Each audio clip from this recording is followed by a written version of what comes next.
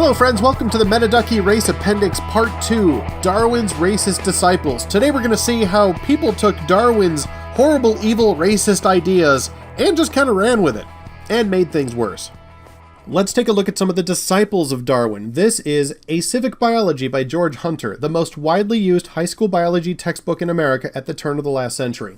And it says this: the Ethiopian or Negro type originating in Africa, the Malay or brown race from the islands of the Pacific, the American Indian, the Mongolian or yellow race including the natives of China, Japan, and the Eskimos, and finally, the highest type of all, the Caucasians, represented by the civilized white inhabitants of Europe and America. Emphasis mine.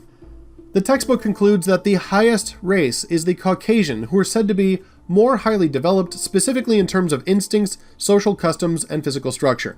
This is a biology textbook used in high school, which subdivides the human race into different species, and not just different species in terms of appearance, but also abilities, instincts, social customs, and physical structure. So this illustration essentially represents this philosophy, that starting off at some kind of monkey, evolved some kind of ape, and evolved into the African, the Asian, and highest of all, the Caucasian. That's what was taught in American biology textbooks because of Darwinian theory. But also in the Encyclopedia Britannica. This is from 1898. Darwinian theory was first published by Darwin himself in 1859. So this is several decades later, and already his philosophy was in the Encyclopedia Britannica. This is the paragraph under the heading Negro. The nearly unanimous consent of anthropologists is that Negroes occupy the lowest position in the evolutionary scale, and as evidence, the author argued that the cranial structures close much earlier in the Negro than in other races. To this premature ossification of the skull, preventing all further development of the brain, many pathologists have attributed the inherent mental inferiority of the blacks, an inferiority which is even more marked than their physical differences. The development of the Negro and white proceed on different lines. In the former, the growth of the brain is arrested by the premature closing of the cranial structures. No full-blooded Negro has ever been distinguished as a man of science, a poet, or an artist, and the fundamental equality claimed for him by ignorant philanthropists is belied by the whole history of the race. Now, while it would be easy to merely dismiss this as irredeemably racist, I think it's just as important that we also look at the philosophy behind it.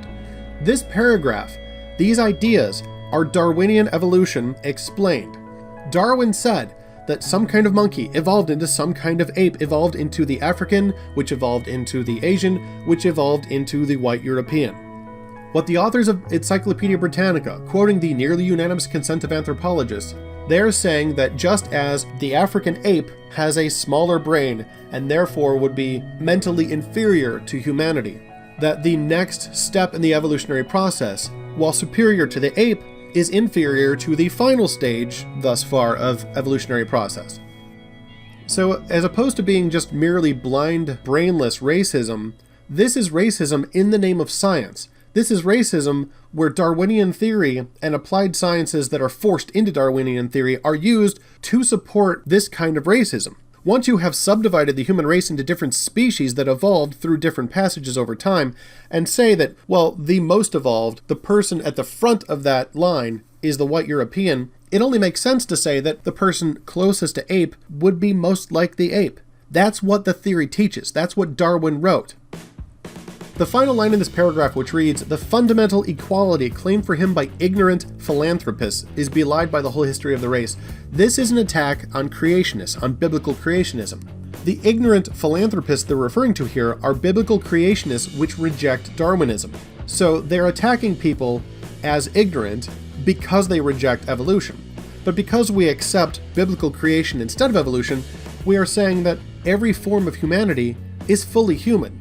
It doesn't matter the tone of their skin or where they're found, human is human. But this is just showing the divide that Darwin causes by not only subdividing the human race, but also just the attack that if you don't accept our version of science, you're just ignorant. There's one more thing to be noted here. The nearly unanimous consent of anthropologists. That's another way of saying most scientists agree.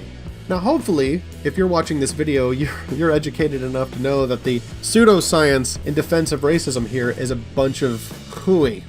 And hopefully you'll realize that the nearly unanimous consent of anthropologists was not just wrong, but horribly and importantly wrong for a wide range of reasons. So when you hear people today telling you, well, most scientists agree to this, the vast majority of scientists agree that evolution's true, or 97% of climatologists say that climate change is a fact, just because there is near unanimous consent does not mean that what they believe is a fact.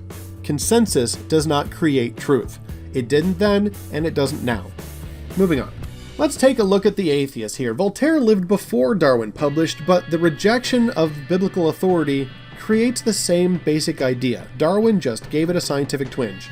Voltaire said, "Bearded whites, fuzzy Negroes, the long-maned yellow races, and beardless men," by which he means the American Indians, "are not descended from the same man, no matter what is said by a man dressed in a long black cassock," meaning a priest. Voltaire here is mocking the idea that the different human races are one family. At this time, there was not what would be considered a scientific defense of this, but a rejection of biblical authority ultimately is going to lead to this kind of blind, selfish racism. Modern evolutionists admit what I'm saying here. Stephen Jay Gould is an evolutionist who published many books on the topics of evolution and biology, and he said, "Biological arguments for racism may have been common before 1850, but they increased by orders of magnitude following the acceptance of evolutionary theory. This is not a young earth creationist or a Christian or a theist of any kind trying to attack Darwin. This is Stephen Jay Gould, who was a defender of Darwinian theory. He was an ardent defender of evolution as fact, and he is acknowledging here that evolution leads to racism." So what happened? Well, here's our metaphysical map. The rejection of biblical teaching, which came with the acceptance of evolution here in our context or prior knowledge, affects what is perceived here. And that leads to racism here, which leads to oppression and murder here. Your context. If your context is that there are different species of humans, some more animal than others, then when you see other people, you are not going to perceive them accurately as being all human, all descended from Adam and Eve, all brothers and sisters or distant cousins. You're going to see them as different species of animal. Just like if you go to the zoo, there's different monkeys, there's different apes, there are birds, there are lizards. You don't see those as one thing. You see some as high, some as low, some as trainable, some as not. When you corrupt your prior knowledge with those Darwinian lies, then when you see different species of human, you're going to see them as being high or low, just as what Encyclopedia Britannica and that high school biology textbook have said. That leads, obviously, to racism in opinion and belief and knowledge. You think that you know that certain forms of humanity are high and others are low and savage. And of course, when you act on that belief, that leads to oppression and murder.